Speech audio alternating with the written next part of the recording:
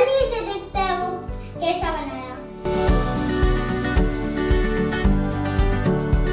तो दोस्तों, गुलाब बादाम मिक्स के लिए हमें चाहिए full fat milk, gulab jamun, 1 cup sugar, 1 cup almond, केसर, इलायची, हल्दी powder, 1 cup milk powder, 1/4 cup साथ। सबसे पहले हम बनाएंगे होममेड बादाम मिक्स पाउडर।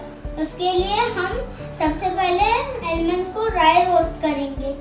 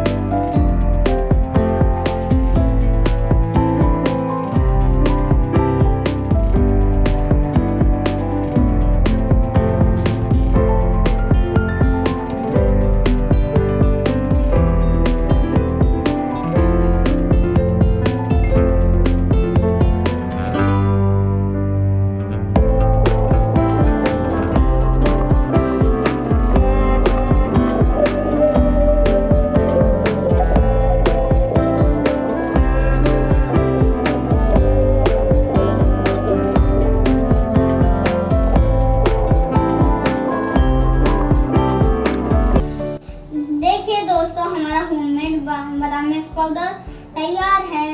ये बहुत हेल्दी भी है और टेस्टी भी है।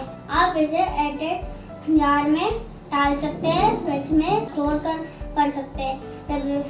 जब भी आपको मन करेगा आप इसे निकाल के मिल्क को डाल के एंजॉय कर सकते हैं। अब हम एक पैन लेंगे, उसमें फुल फैट मिल्क डालेंगे, अच्छे से फिर बॉईल करेंगे।